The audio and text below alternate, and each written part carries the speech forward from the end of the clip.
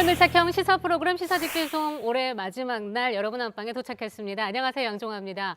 코로나 팬데믹 2년째입니다. 참 많은 것이 변하고 멈췄지만 2021년 올해 시사 이슈만은 1년 내내 숨가쁘게 달려왔네요. 코로나19 변이와 벼랑 끝에 선 자영업자, 학동 참사와 고 홍종훈 학생, 태양광과 또 풍력 등 신재생 에너지, 기후 위기와 쓰레기 대란, 부동산 광풍과 아파트, 미얀마 민주화 운동까지 21년 광주 전남을 뜨겁게 달군 시사 키워드들입니다. 지난 1년 동안 시사 직배송은 안타까운 참사에 대해서도 함께 애도하기도 했습니다. 부동산 광풍과 재건축, 재개발 사업 등 우리의 생활과 밀접한 시사 이슈들을 밀도 있게 들여다보면서 문제 제기도 하고 해법을 모색하기도 했습니다. 하지만 여전히 풀리지 않은 숙제들이 참 많네요. 그래서 안타깝고요. 특히 학동 참사는 아직도 진행형입니다. 책임자 규명, 재발 방지 대책 확실히 마련되겠습니다. 시사 직배송도 지치지 않고 관심을 계속 갖겠습니다. 지난 1년 동안 지치지 않고 광주 전남 시사 배송을 책임져 주신 분들 오늘도 함께합니다. 김석순천 YMC 사무총장 안순례 변호사입니다. 어서 오세요. 띵동 시사 왔어요. 순천 YMC 사무총장 김석입니다. 안녕하세요. 시사 택배사랑 안순례입니다. 자, 오늘 첫 코너입니다. PD 추천 배송. 오늘 주제는 이번 겨울이 아주 특별하게 다가오는 사람들 이야기입니다. 바로 보호 종료 청년들 이야기예요. 보호 종료 청년들 들어보셨어요? 네, 그럼요. 다양한 이유로 부모님과 함께 성장할 수 없는 네. 그 청소년들을 보호하잖아요. 우리가 그렇죠. 보육시설이나 시설에서. 아니면 쉼터에서 아니면 개인 위탁 가정에서 보호하게 되는데 네. 이게 성인이 되게 되면 보호가 종료가 됩니다. 그래서 그렇다면서요. 보호가 종료되기 때문에 보호 종료 아동 또는 보호 종료 청년이라고 부르게 되는데 내년에 이제 성인되는 아이들 같은 경우에 이제 시설을 나갈 준비를 해야 되거든요. 그래요. 자립을 할 준비를 할 텐데 지금 딱 이 타이밍이 지금 굉장히 좀 불안하고 막 그럴 것 같아요. 지금 나갈 준비 때문에 여러 가지 많은 걱정과 또는 준비를 하고 있을 것 같습니다. 네. 18에 이제 어른이 되어야 하는 이 보호 종료 청년들. 맞아요. 네, 해마다 2,500명에서 3,000명 정도 나온다고 꽤 하고 많네요. 올해는 광주 전남의 경우에는 250명 정도 이른다고 합니다. 아. 저도 직장 구해서 이제 자립한 게 30살 정도였는데 그때 자립했어요? 참 쉽지 않았었거든요. 근데 이 18에서 20살 정도에 불과한 이 청년들이 어떻게 지금 하고 있는지 저도 궁금하기도 하고 걱정스럽기도 합니다. 아유, 그래요. 18살에 든든한 버팀목이 돼주는 부모님 없이 자립을 시작해야 하는 어른아이, 보호 종료 청년. 이 친구들은 사회에 나갈 준비를 어떻게 하고 있을까요? 안소연 PD가 취재했습니다. 함께 하시죠. 이 겨울 눈처럼 18 소연이에게 찾아오는 것이 있습니다. 올해 특성화 고등학교를 졸업하는 소연이가 이 겨울에 꼭 준비해야 하는 것 바로 홀로서기입니다. 3년 동안 잘 입었던 교복은 두고 가기로 했습니다. 모범생의 단짝이었지만 짐을 최소한으로 줄여야 합니다. 고등학교 3학년을 졸업하고 나니까 내가 성인 됐다라는 것도 느껴야 되고 이제는 성인이니까 퇴소도 해야 되고 그래서 약간 좀 좋으면서도 약간 좀 걱정되는 그런 부분이 있어요. 학창 시절 내내 장학금을 타고 자격증을 따는 데 몰두했던 소현이. 공기업 2군데에 최종 면접까지 갔던 실력파인데요. 공기업은 3년을 다니면 사내 대학을 보내준다는 얘기를 듣고 목표로 삼은 것입니다. 공부는 늘 더 하고 싶은 꿈이지요.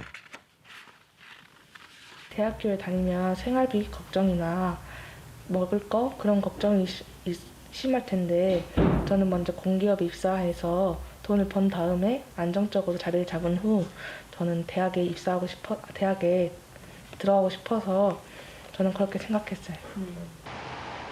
취업도 문제지만 당장 더 급한 것은 집 구하기. 자립 담당 선생님과 함께 발품을 팔기로 했습니다. 4살 때부터 시설에서만 14년을 살았으니 이런 자리는 처음이라 좀 얼떨떨한데요. 일단 LH에서 임대 보증금을 내주는 전세 제도를 이용해 보려는데 쉽지가 않습니다. 대출 금액도 많으면 안 되고 솔직히 구하기 되게 힘들어요. LH 자체도 많이 없을 뿐더러 또 전세가가 많이 오르다 보니까 또 LH로 지원받는 분들이 좀 들어가기가 또 많이 좀 버거운 경향도 있습니다. 그 원스톱 서비스로 전화를 하면 알아봐주는 이런 서비스까지도 지금 나왔거든요, LH에서. 근데 구하러 가다가 포기를 했어요. 왜냐하면 그분들이 구해다 준다고 이제 뭐 약속을 맞춰가지고 방문을 해보면 되게 안 좋은 집이거나 아니면 아예 없거나 그래가지고 애들이 나가는 수만큼 집을 구해야 되는데 그만큼의 집들이 없다 보니까 구하는데 되게 어려움을 겪고 있습니다. 이 전세난 속에서 지원금 8천만 원짜리 전세를 구할 수 있을까? 일단 부딪혀 보기로 했습니다. 처음으로 독립하기 때문에 가진 것이 전무한 형편. 살림살이들이 이미 있는 집을 구하는 것이 좋습니다. TV도 있는데 TV도 없어요. 괜찮은데 이 정도면? 시설에서 막연히 생각할 때는 투룸 정도의 화장실도 좋았으면 했었는데 현실은 원룸도 쉽지 않은 상황. 자립의 첫 단계에서부터 포기할 것이 생기니 담당 선생님도 마음이 좋진 않습니다. 계약을 제대로 할 수 있을지는 모르지만 된다고 하면 다행인데 혹시 중간에 이제 LH 뭐 문제 때문에 안 될 수도 있어서 혹시 실망하게 될까봐 그런 부분이 좀 염려도 되고요. 보호가 종료되면 대학을 가지 않은 채 18을 맞은 청년들은 정착지원금을 받게 됩니다. 보통 500만 원을 들고 사회에 나가게 되고 매달 받는 수당은 30만 원. 주거 지원의 경우 소현이가 알아보는 LH 전세 주택 지원 등이 있지만 이런 주거 지원을 받은 보호 종료 청년들은 전체 4.6%에 불과했습니다.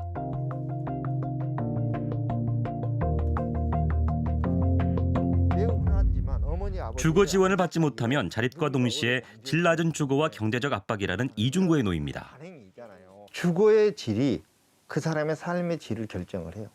18세나 20세 전후의 그 자립 상태에 의해서 삶의 질이 결정이 돼요. 그래서 조금만 더 우리가 체계적으로 지원해주면 자립의 성과가 생길 수가 있는데 그 시기를 놓쳐버리면 어떻게 보면 본인의 삶의 질도 떨어지고 또 여전히 사회 부담으로 이렇게 되죠. 보호 종료 1, 2년 차의 생활은 어떨까? 제작진은 수소문 끝에 한 청년을 만날 수 있었습니다. 올해로 보호 종료 2년 차라는 상일 씨. 대학 입학과 동시에 11년을 살았던 시설에서 바로 퇴소했습니다. 처음에는 운 좋게 전세를 찾았지만 이번 겨울에 계약이 끝났습니다. 발등에 불이 떨어지긴 했는데 의욕이 잘 생기지 않습니다. 한 30군데 거의 그 정도 부동산 돌아다니고 여기저기 다녀봤는데 그래서 이번에 집 구할 때는 좀 눈 좀 많이 낮추고 네 그냥 괜찮다 싶으면 그냥 바로 거기 살려고 그렇게 생각 중이에요. 네, 제가 옛날에 초등학교 때 운동했던 사진인데 아, 이게 언제 찍은 사진이에요, 그러면? 6학년 때 화랑대기 경주대회 가서 찍었어요. 그냥 내가 축구를 이렇게 하구나라고 생각이 들어요. 이런 표정으로, 이런 자세로. 초등학교 때부터 공격수로 활약했던 상일 씨. 대학도 축구로 갔을 정도로 유망주였습니다. 늦은 밤까지 축구공과 씨름하느라 잠 못 이루는 상일이. 박주영과 같은 훌륭한 축구 선수가 되겠다는 상일이의 다짐 속에는 꼭 그 꿈을 이뤄야만 하는 간절한 이유가 있습니다. 나중에요. 축구를 통해 꼭 커서 성공해가지고요. 엄마 아빠가 살아 계신다면요. 그 찾고 싶은 마음에 했어요. 그렇게 간절했던 축구를 상일 씨는 올 겨울 그만둘 계획입니다. 그냥 현실적으로 부딪히는 벽들이 많으니까 거기에 제가 이제 한계를 느껴서 이제 그때 계속 그만둬야지 그렇게 생각했던 것 같아요. 뭐든 빨리 하고 일단 돈을 버는 입장이 되어야겠다 이런 생각이 먼저라 그런 기대나 그런 건 없는 것 같아요. 꿈이란 단어를 처음 알게 됐을 때부터 해왔던 것은 오직 축구뿐. 하지만 이제 현실로 돌아올 시간입니다. 오롯이 혼자만의 힘으로 먹고 살기 위해서 다른 꿈을 찾는 중인데요. 그 중에 하나가 바로 생활전선에 뛰어들 수 있는 미용입니다. 제가 옛날부터 어렸을 때부터 손으로하는 것도 좋아했고 또 막 뷰티나 이런 쪽 관심이 있어가지고 보다가 미용도 최근에 흥미가 생겨가지고 고민 중에 하나긴 해서 미용 지금 찾아보고 있어요. 지난해 정부에서 조사한 보호종료 청년들의 자립 실태입니다. 보호종료 청년들의 평균 월소득은 127만 원, 최저임금보다 52만 원이 낮았습니다. 빚을 지고 사는 경우도 4 중에 1명, 대부분 생활비와 주거비 때문이었습니다.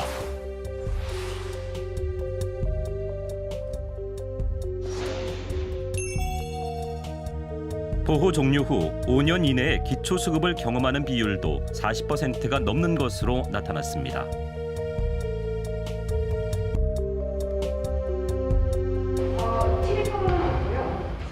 더불어민주당의 사회복지특위위원장인 고민정 의원은 관련법 개정을 함께하기도 했는데요. 가장 시급한 현안은 2가지. 아무래도 이제 시설을 퇴소했을 때 자립이죠. 집과 일자리와 생활 이 모든 것들이 혼자서 싸워야 되는데 특히나 일자리는 경제력하고도 연결되어 있기 때문에 이 친구들이 일자리를 안정적으로 갖는 게 너무나 중요한데 그게 잘 안 되고 있는 것 같아요. 실제로도 그 실업률을 보면 그 일반 청년들의 실업률이 한 8, 9% 정도 나오면 보호종료 아동들은 한 16.3% 정도가 나옵니다. 그리고 비정규직의 비율도 훨씬 높아요. 일반 청년들이 20.6%인데 보호종료 아동들은 36.4%거든요. 그러니까 그만큼 더 일자리에서도 이 소외되어 있고 사각지대에 놓여 있는 게 이제 이 친구들인 거죠. 우리가 10년 넘게 사회생활을 해도 집, 일자리 하나도 쉬운 게 없잖아요. 그런데 고등학교를 막 졸업한 아이들이 홀로 산다는 게 아니 쉽고 어려운 걸 떠나서 현재 우리 사회에서 가능한 일일까요?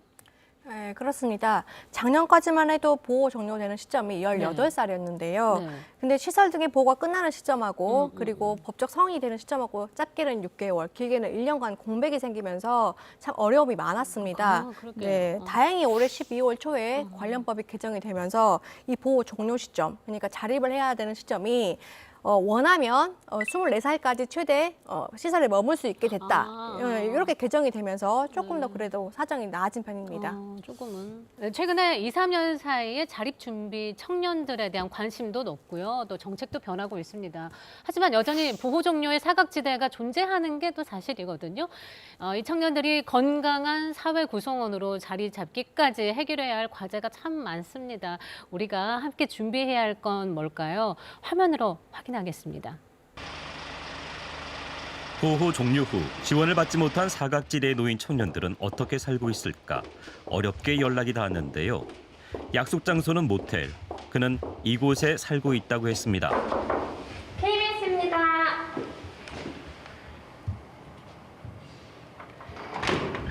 네, 안녕하세요, 은수 씨. 중학교 3학년 때 시설을 퇴소했다는 다송 씨. 퇴소한 지 올해 5년 차입니다. 수급자로 정부 지원을 받긴 하지만 생활은 늘 어렵습니다. 생필품은 좀 떨어져 가는데 음식은 아예 없고 음식을 안 사면은 또 한 달간 굶게 생겼는데 그렇다고 생필품을 안 사기에는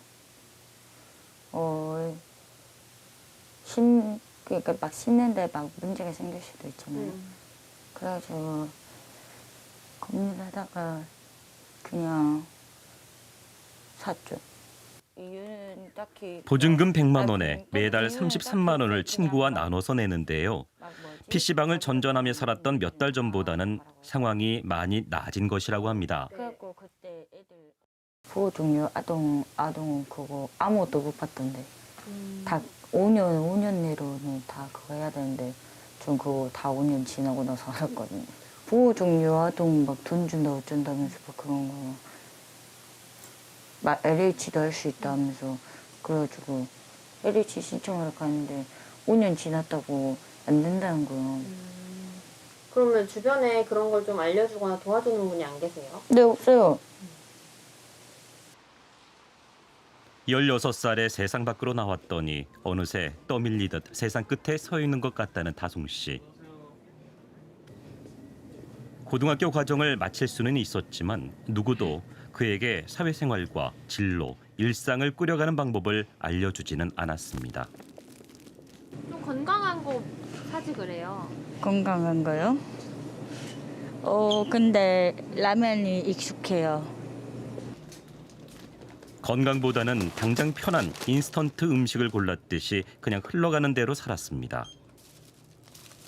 그런데 요즘은 부쩍 마냥 이대로는 살지 말아야겠다는 생각이 든다는 다솜 씨. 직업 교육은 받을 생각이 있긴 해요. 받을 생각이 있긴 한데 근데 그거를 어떻게 해야 될지 몰라가지고 그냥 근데 받을 생각이 있긴 한데. 시설을 나왔던 16 나이로 어른이 돼버린 다솜 씨. 다시 자립할 수 있도록 두 번째 기회를 얻을 수는 없을까? 다솜이 같은 경우는 굉장히 의지가 강해요. 자신이 살아남기 위해서는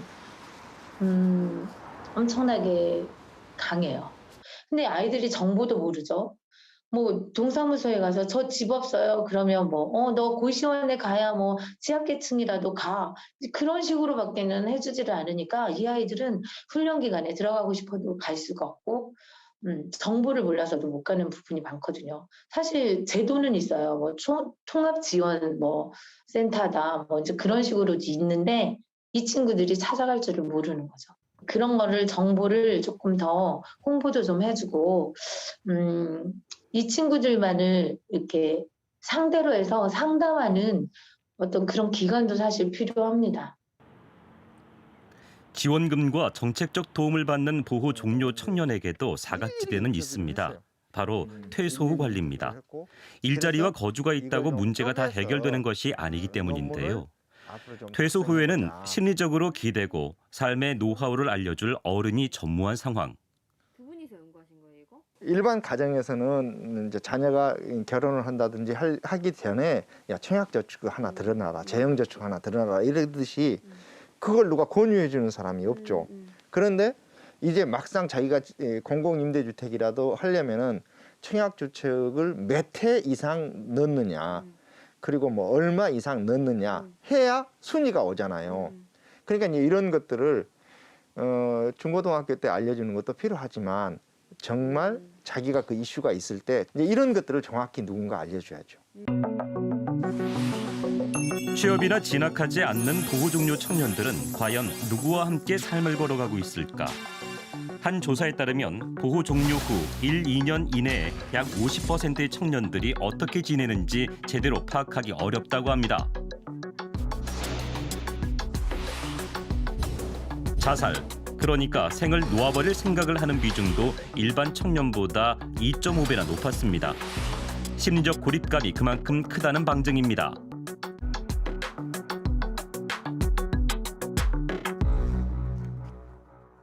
퇴소하면 그 다음부터서는 별도의 관리를 안 해왔죠.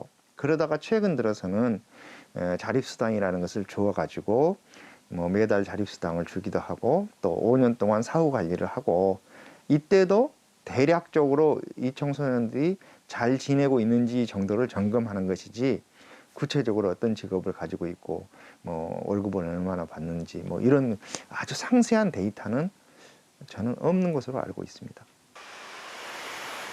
퇴소 후 즉각 자립이라는 절벽 대신 지원을 받으면서 사회생활에 익숙해질 수 있게 중간 단계를 마련하는 것. 진정한 자립을 위해 꼭 필요한 일인데요. 6개월 전에 개소한 자립준비지원센터가 그런 곳입니다.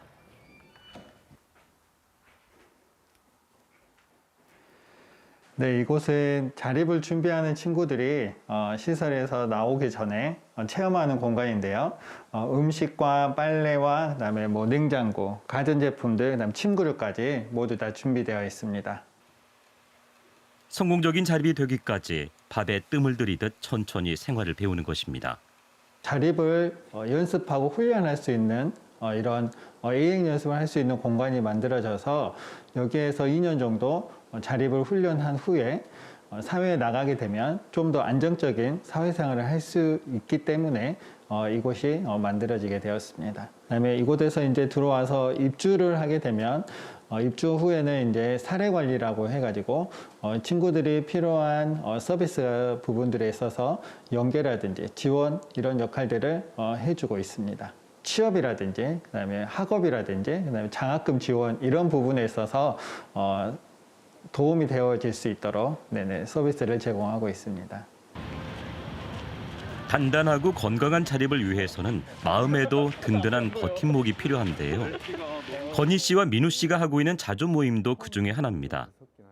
2년 전에 보호를 종료한 이 두 사람은 전라남도 아동자립지원단의 소개로 처음 만나 1년 가까이 인연을 이어오고 있습니다. 이번에 제과제빵 지금 배우고 있거든. 취미 수준이라서 좀 더 배우다가 자격증 따려고. 안에도 초코 칩이 들어가고 바깥에 위에도 이렇게 뿌려지는데 이거 내가 다음에 만들어가지고 가져다 줄게. 진짜? 응. 자조 모임이 처음에는 좀 불쾌할 수도 있어요. 왜냐하면 서로 모르기 때문에.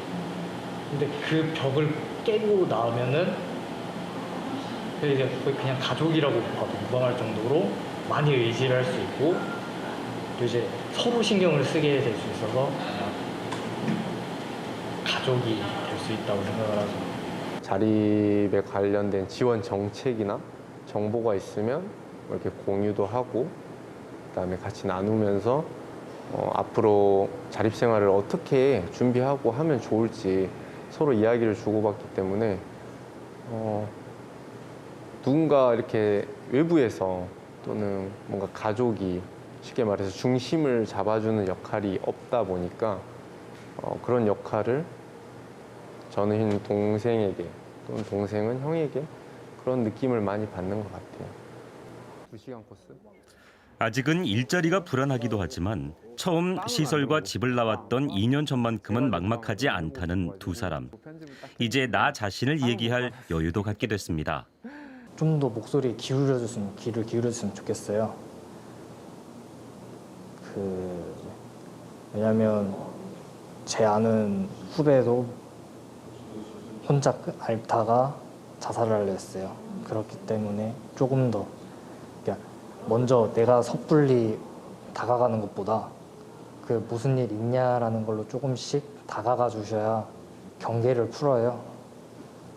그 경계를 허물고 나서 진심으로 나에게 말해서 이야기를 해서 같이 함께 해결해 보자라는 게 좋지. 분들이 누리지 못한 거를 참고 또는 이겨내고 열심히 살아가고 있기 때문에 그 존재만으로도 대견하니까 편견 없이 바라봐 주셨으면 좋겠고 마음속에 있는 상처나 아픔들을 다 지우고 또는 이겨내고 저와 비슷한 청년들, 아동들한테 관심과 애정을 주면서 그들을 도우면서 사는 사람이 되고 싶어요. 네. 이 밤에 건희 씨를 놀라게 한 일이 생겼습니다. 바로 건희 씨 생일 케이크인데요. 감사합니다. 건희 씨가 맞은 24번째 생일. 올겨울 우리가 꼭 함께 축복해주고 싶은 생일입니다. 저한테 생일이라는 건 그냥 가볍게 지나가는 정도였는데 오늘 이렇게 챙겨주셔가지고 지금 아직도 가슴이 울컥하거든요. 근데 너무 감사해서 좀 따뜻한 한 해가 되지 않았나 싶어요. 소소하지만 행복한 순간들. 이 추억들이야말로 무릎이 꺾일 때마다 지켜주는 힘이 되겠지요. 용기 있게 세상으로 나온 이 청년들. 홀로 서기를 준비하는 그들에게 우리가 빛이 돼줄 수 있는 방법은 무엇이 있을까요?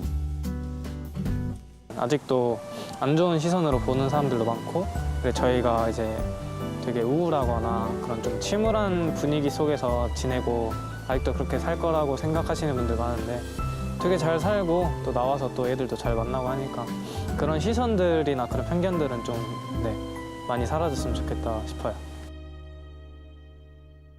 이 사람은 선한 사람이다. 되게 긍정적인 사람이다. 그리고 부족하지도 않고 풍부하지도 않고 딱 그 나이에 맞게 잘 살고 있는 그런 사람이다라고 저를 생각해 주시게 그런 사람이 되면 좋겠어요.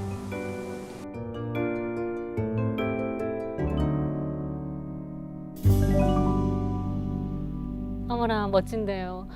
우리를 평범한 또래 청년으로 봐주길, 선한 사람, 긍정적인 사람으로 봐주길 당부한 상일 씨? 상일이? 앞으로 뭐 경제적 자립이 남았습니다만 마음은 이미 단단한 어른이네요. 네, 이 방송에 나왔던 우리 청년들 네. 그리고 그러지 않은 또 우리 그 자립 준비 청년들에게 네. 정말 이미 용기 있는 사람들이고 대단한 사람들이다라고 생각하면서 그래요. 박수를 정말 좀 정말 보내주고 싶습니다. 보내고 싶어요. 자, 이 친구들 보석 같은 마음, 빗바라지지 않게 지켜주는 것 국가, 사회, 그리고 사회에 먼저 나간 선배들의 몫이겠지요. 자, 주거지원 지원금 일자리까지 사실 지원이 꽤 있지만 모르면 아무 소용 없는 거거든요. 맞아요. 네, 이 친구들은 너무 답답해서 주거지원 지원금 일자리 한 대 딱 모아가지고 활용할 수 있는 어플리케이션이라도 만들어주면 참 좋겠다 이런 의견도 내고 있는데 이런 제안들 정책에도 좀 반영이 됐으면 좋겠습니다. 우리 친구들 참 현명하고 실용적이네요. 어린 나이에 자립을 준비하는 용기 있고 당찬 도전자들입니다. 자립 준비 청년들. 그러니까 편견 대신에 관심과 지원이 더해져서 당당한 사회인으로 자리 잡기를 시사집회성에서도 함께 응원하겠습니다. 자, 여러분께서는 시사집회성 함께하고 계십니다.